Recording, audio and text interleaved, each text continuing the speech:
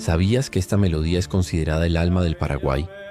Esta es India, una canción que marcó la historia del país y emocionó a generaciones. Fue compuesta en 1934, en medio de la Guerra del Chaco, por José Asunción Flores, creador de un nuevo estilo musical, la guarania.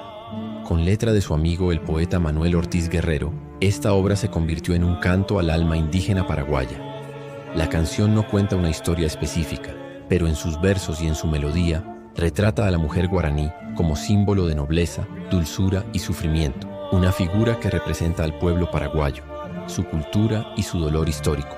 La guarania, con su ritmo lento y nostálgico, fue una revolución musical. A diferencia de la polca alegre, esta música permitía expresar sentimientos profundos. India fue la primera gran guaranía y desde entonces ha sido interpretada por orquestas, cantantes líricos y populares de todo el mundo.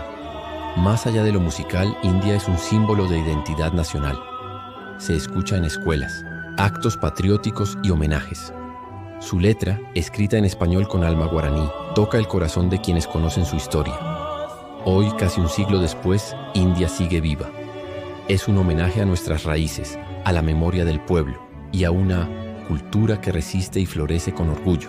Escucharla no es solo oír una canción, es conectar con lo más profundo del ser paraguayo.